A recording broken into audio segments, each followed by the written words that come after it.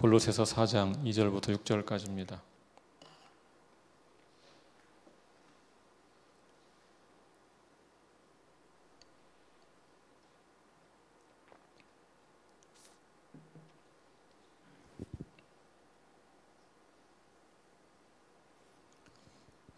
골로새서 4장 2절부터 6절까지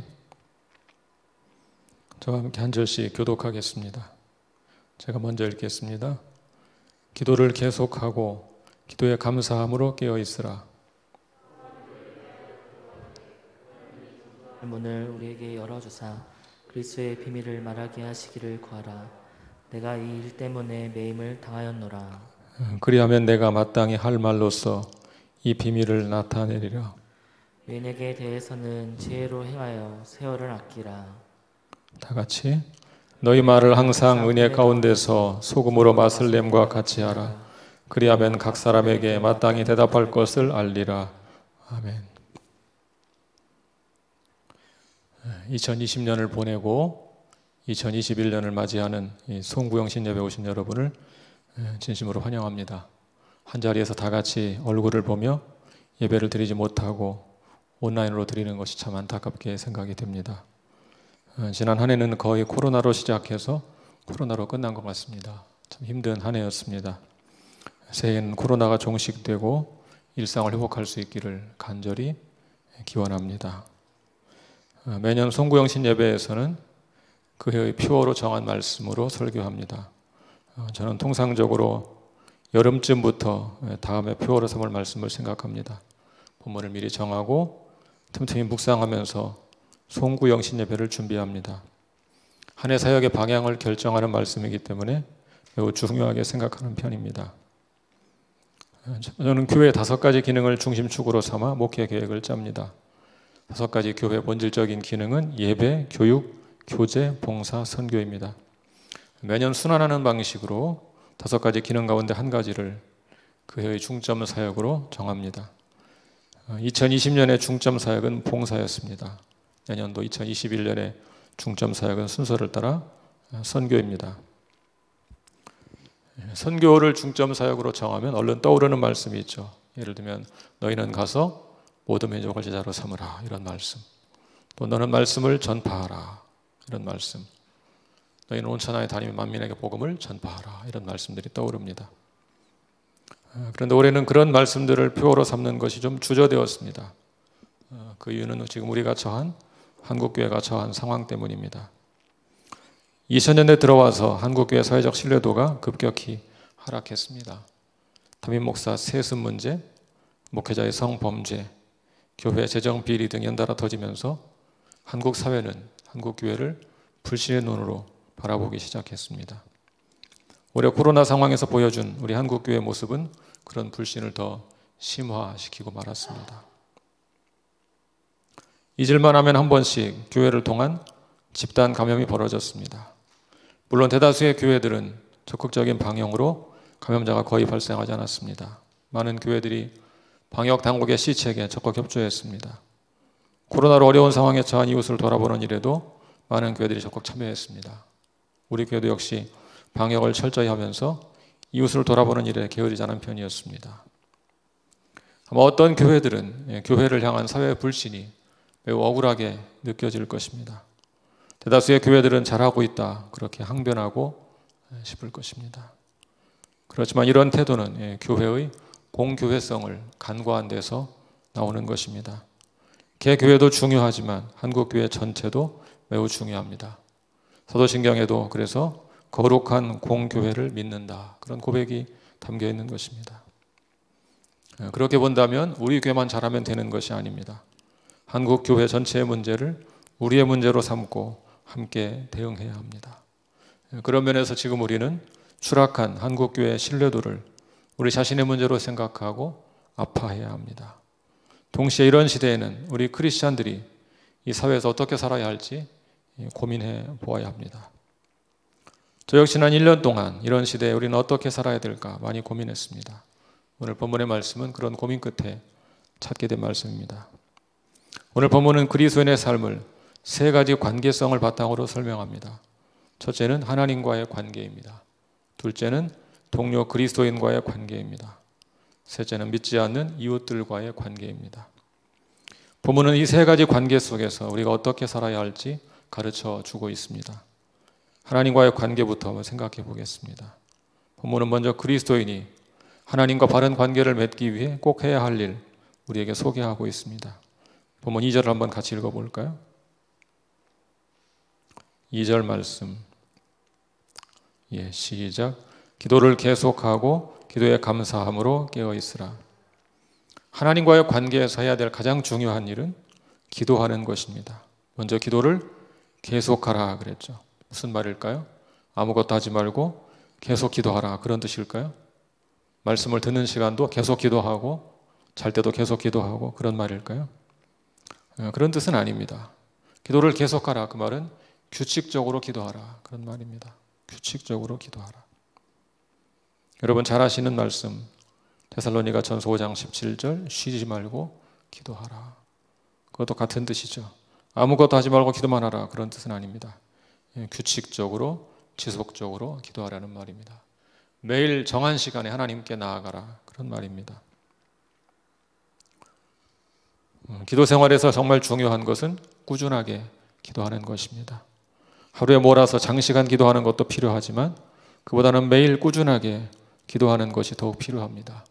물론 예수님께서 겟세마네 동산에서 밤새 기도하신 것처럼 때로는 긴 시간 집중해서 기도할 필요가 있습니다. 그럴 때가 있죠. 그렇지만 평소에는 일상에서 지속적으로 꾸준히 기도하는 것이 반드시 필요합니다. 그것이 바로 기도를 계속하라 말씀의 의미입니다. 요즘 코로나 확산으로 기도 생활의 리듬이 무너지기가 참 쉬운 때죠. 시간을 정해서 일정하게 꾸준히 기도해야 합니다. 자신만의 삶의 규칙과 리듬을 만들어야 합니다. 여러분 좋은 습관을 들이는 데는 오래 걸립니다. 무너지는 것은 잠깐입니다. 정말 그렇지 않습니까? 지금 여러분 상태를 한번 돌아보시면 좋겠습니다. 일정한 시간을 정해서 기도하려면 일상생활을 조정해야 합니다. 삶의 스케줄을 조절해야 합니다. 설사 그것이 좋은 것이라고 해도 기도할 시간을 내기 위해서는 때로 포기해야 될 필요가 있습니다. 기도를 계속하려면 내 삶을 기도하는 시간을 중심으로 새롭게 조정해야 합니다. 두 번째는 감사함으로 기도하라 그랬습니다. 성경을 보면 기도를 자주 감사와 연결시키고 있는 것을 볼 수 있죠. 기도와 감사가 같이 나오는 것은 우리의 기도는 감사 가운데 감사함으로 드려야 한다 그런 뜻입니다. 왜 우리가 기도할 때마다 감사해야 할까요? 그 이유는 우리가 말할 수 없는, 측량할 수 없는 은혜를 입었기 때문입니다. 우리는 허물과 죄로 죽은 자입니다. 그런 우리를 그리스도께서 죄와 사망에서 살려주셨습니다. 여러분 그 한 가지만 해도 우리는 일평생 감사하며 살아야 합니다. 한번 여러분의 기도를 가만히 돌아보십시오. 내 기도는 주로 감사하는 마음으로 드리는 기도인가? 아니면 원망 가운데 드리는 기도인가? 기도할 때마다 주님을 향한 감사 기도가 절로 나오는 것이 우리 믿는 사람들에게 매우 자연스러운 일입니다. 세 번째는 깨어있으라 그랬죠. 깨어있으라. 이 깨어있으라가 무슨 뜻인지 정확히 알기가 쉽지 않죠. 그래서 문자적인 뜻은 아닐 것입니다. 잠을 자지 말고 깨어있으라 그런 말은 아닐 것입니다. 지금 주무시는 분 깨어야 될 텐데 그런 말은 아닐 것입니다. 이 말은 당연히 영적으로 깨어있으라는 말입니다. 그렇다면 영적으로 깨어있으라 무슨 뜻일까요? 유명한 주석가 그레고리 비일은 유혹에 빠지지 않도록 깨어있으라 이렇게 주석했습니다. 나름대로 의미가 있죠.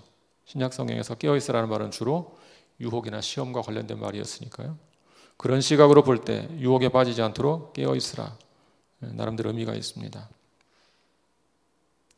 그렇지만 여기서 깨어있으라는 말이 기도에 관한 말씀과 함께 나오는 것을 간과하지 말아야 합니다. 그렇다면 기도할 때 깨어있는 것 그것이 무엇일까요?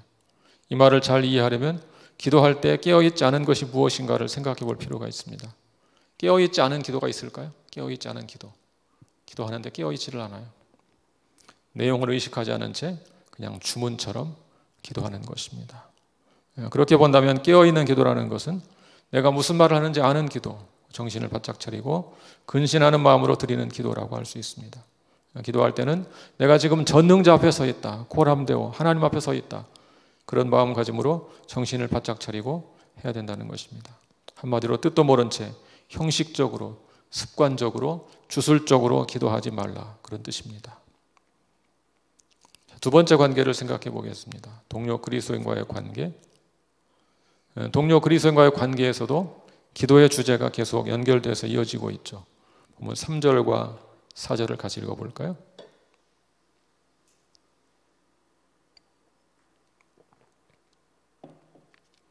자, 3절, 4절 시작. 또한 우리를 위하여 기도하되 하나님의 전도할 문을 우리에게 열어주사 그리스도의 비밀을 말하게 하시기를 구하라. 내가 이 일 때문에 매임을 당하였노라. 그리하면 내가 마땅히 할 말로써 이 비밀을 나타내리라. 우리가 동료 그리스도인을 향해서 해야 할 가장 중요한 일 가운데 한 가지는 그를 위해서 중보기도하는 것입니다. 본문은 바울이 골로새 교회 성도들에게 기도를 부탁하는 것입니다. 여러분, 골로새서가 옥중서신 아닙니까? 바울이 감옥에 있었습니다. 그러면 가장 중요한 기도 제목이 뭐일 것 같아요? 원래 생각하면 석방이죠, 석방. 우리 스도님 석방되게 해주십시오. 기도할 것 같죠. 바울은 단순히 석방을 위해서 기도하라고 하지 않고 무엇을 위해서 기도하라고 합니까? 전도할 문을 열어주시도록 기도하라. 물론 전도할 문이 열리려면 석방되어야 할 것입니다. 그러나 이 기도는 기본적으로 바울과 동역자들의 복음 사역을 위해서 기도해달라, 그런 뜻입니다. 바울은 하나님이 전도할 문을 열어주셔서 그리스도의 비밀을 말할 수 있도록 기도해달라고 부탁합니다. 여기서 그리스도의 비밀은 복음의 메시지 자체를 가리킵니다. 바울은 골로새 교회 성도들에게 간절히 중보기도를 부탁합니다. 하나님이 전도할 문을 열어주셔서 이 복음의 메시지를 전할 수 있도록 기도를 부탁합니다. 믿음의 동역자를 위해서 해야 할 일 가운데 가장 중요한 것이 서로의 사역을 위해서, 서로의 믿음을 위해서 기도하는 것입니다. 전도 집회를 준비한다면 서로의 전도 대상자를 위해 이름을 부르며 기도하는 것입니다. 이번 주일에 우리 목장 식구가 고향에 가서 부모님께 복음을 전한다면 온 식구들이 함께 그를 위해서 중보 기도하는 것입니다. 그가 복음 사역을 잘 감당할 수 있도록 다 함께 기도하는 것이야말로 우리가 해야 할 매우 중요한 사역입니다. 그렇게 되면 하나님 우리 기도를 사용하셔서 일하실 것이고 우리는 우리가 주 안에 산 몸이라는 사실을 깊이 경험하게 될 것입니다. 세 번째, 믿지 않는 이웃과의 관계를 생각해 보겠습니다. 오늘 말씀의 가장 중요한 부분입니다. 믿지 않는 사람과의 관계에서는 어떻게 살아야 할까요? 우리 5절과 6절을 한번 같이 읽어보겠습니다. 5절과 6절 같이 읽습니다. 시작. 외인에게 대해서는 지혜로 행하여 세월을 아끼라. 너희 말을 항상 은혜 가운데서 소금으로 맛을 냄과 같이 하라. 그리하면 각 사람에게 마땅히 대답할 것을 알리라. 여기서 외인은 누구를 가리키겠습니까? 믿지 않는 사람을 가리키겠죠. 자, 어떻게 하라고 했습니까? 첫째로 지혜로 행하여 세월을 아끼라 그랬습니다. 믿지 않는 사람에게 복음을 전하려면 행동을 지혜롭게 해야 합니다. 무분별한 열심히 전도의 문을 막는 경우도 종종 있지 않습니까? 그러므로 지혜롭게 행동해야 합니다. 세월을 아끼라, 그 말은 기회를 잘 잡으라, 그런 뜻입니다. 믿지 않는 사람들과 관계를 할 때 그 사람에게 복음을 전하기 위해서 기회를 잘 잡아야 한다, 그런 말입니다. 복음을 전하려면 좋은 기회를 잡아야 합니다. 살다 보면 하나님이 저 사람 마음 문을 열고 있구나, 그런 생각이 들 때가 있습니다. 갑자기 교회에 대해서, 초월적인 영역에 대해서 질문을 해올 수 있습니다. 인생이 허무하다고 하소연할 수 있습니다. 그런 때가 바로 복음을 전할 좋은 기회, 적기입니다. 지혜롭게 행해서 그런 전도할 기회를 잘 잡으라는 뜻입니다. 두 번째는 너희 말을 항상 은혜 가운데서 소금으로 맛을 냄과 같이 하라, 그렇게 말씀하고 있습니다. 이 말씀의 배경을 좀 생각해 볼 필요가 있습니다. 여러분, 초대교회 성도들은 핍박받는 소수였습니다. 잘못하면 사회에서 고립되어 믿지 않는 사람들을 아예 접촉하지 못하게 될 가능성이 매우 높았습니다. 그런 상황이기 때문에 차라리 담을 쌓고 내 신앙을 지키자, 그런 길을 택할 수도 있는 상황입니다. 그러나 바울은 그렇게 권면하지 않습니다. 담을 쌓고 너희끼리 잘 살아라, 그렇게 가르치지 않습니다. 오히려 바울은 그럴수록 믿지 않는 사람들과 지혜롭게 관계를 맺으라고 권합니다. 오늘날도 내 신앙을 지킨다는 이유로 세상과 담을 쌓고 살아가는 사람들이 있습니다. 그것은 바람직한 태도가 아닙니다. 물론 쉽지 않은 일이지만 우리는 믿지 않는 사람들과 지혜롭게 관계를 맺어 그들을 생명의 길로 인도하기를 힘써야 합니다. 전도는 바울과 같은 선교사만 하는 것이 아닙니다. 우리도 일상에서 전도하기에 힘써야 합니다. 그렇다면 구체적으로 어떻게 믿지 않는 사람들과 관계를 맺으며 살아야 할까요? 말씀을 다시 한번 보겠습니다. 첫째로 말을 항상 은혜의 가운데 살라고 했습니다. 은혜의 가운데 살아. 좀 추상적으로 들리죠. 거꾸로 생각하면 쉽게 이해가 됩니다. 골로새서 3장 8절 9절을 보겠습니다. 골로새서 3장 8절 9절 같이 읽겠습니다. 시작. 이제는 너희가 이 모든 것을 벗어버리라. 곧 분함과 노여움과 악의와 비방과 너희 입에 부끄러운 말이라. 너희가 서로 거짓말을 하지 말라. 옛사람과 그 행위를 벗어버리고. 이 말씀이 지칭하는 것을 반대로 생각하면 그것이 바로 은혜 가운데서 말하는 것입니다. 분함과 노여움의 말 대신에 부드럽고 상냥한 말, 악의와 비방의 말 대신에 칭찬하고 격려하는 말, 부끄러운 말, 곧 음담 배설 대신에 건전한 말을 하라는 것입니다. 또한 거짓말 대신 진실을 말해야 합니다. 그것이 바로 말을 은혜 가운데서 하는 것입니다. 둘째로 말을 할 때는 소금으로 맛을 냄과 같이 하라고 했습니다. 무슨 말일까요? 말도 맛을 내야 되나요? 소금으로? 비유적인 표현이죠. 거꾸로 생각하면 좀 이해가 쉽게 됩니다. 소금으로 맛을 낸 말의 반대가 뭘까요? 그 반대말, 무미건조한 말, 그런 것이죠. 무미건조한 말. 그럼 무미건조한 말의 반대는 뭘까요? 적당한 유머와 재치가 있는 말, 위트가 있는 말, 이런 것이죠. 자, 그래서 너희 말을 은혜 가운데서 소금으로 맛을 냄과 같이 하라. 이 말은 매력 있고 품 있는 말, 심지어 유머 위트가 담긴 말, 그래서 듣기에 맛깔나는 말, 그런 말을 하고 살아라, 그런 얘기입니다. 여러분, 믿지 않는 사람들이 교회에 대해 비난할 때 맞서 싸우려고 하지 마십시오. 오히려 정중하게 예의 바른 태도로 사과하십시오. 가벼운 접촉사고 났을 때 욕하며 싸우지 말고 예의 바른 태도로 대화하십시오. 층간소음 문제로 다툼이 생겼을 때도 끝까지 품위를 지키며 대화하십시오. 믿지 않는 사람이 말로 싸움을 걸어올 때 함께 싸우지 마십시오. 이겨도 얻는 것이 아무것도 없습니다. 성경은 뭐라고 권합니까? 선으로 악을 이기라, 그렇게 권면합니다. 그 말씀 마음에 새기고 사십시오. 때로는 가벼운 유머나 위트로 넘기는 지혜도 필요합니다. 그런 말이 바로 은혜 가운데서 소금으로 맛을 낸 말입니다. 왜 우리가 이렇게까지 말해야 합니까? 당시 골로새 교회 성도들은 그 사회의 소수자였습니다. 소수자가 살아남는 길, 그것은 탁월한 인격과 도덕성으로 무장하는 길밖에 없습니다. 누구도 부정할 수 없는, 누구도 부인할 수 없는, 누구도 거부할 수 없는 삶으로 승부를 걸어야 합니다. 한국 사회에서 서서히 기독교인들이 소수자가 되어가고 있습니다. 학교에 계신 분들은 이 말이 무슨 뜻인지 잘 알 것입니다. 대학이나 중고등학교에서 학생들은 자기를 기독교인이라고 밝히는 것을 꺼려합니다. 심지어 미션 스쿨에서도 그렇습니다. 제가 고등학생 때는 그런 분위기가 아니었습니다. 저는 공립학교를 다녔는데요. 교내 기독교 동아리를 만들었습니다. 기독 봉사회를 만들었습니다. 꾸준히 일을 도맡아 해서 선생님들께 칭찬을 들었습니다. 교내 합창 경연대회를 하면 성가를 부르는 경우가 종종 있었습니다. 주로 시내 각 교회 성가대 활동하는 친구들이 지휘도 하고 곡중 솔로를 하고 그렇게 했었습니다. 지금은 기독교인 학생들이 드러내지 않고 숨어서 지내는 경우가 많다고 합니다. 심지어 미션 스쿨에서도 그렇다고 합니다.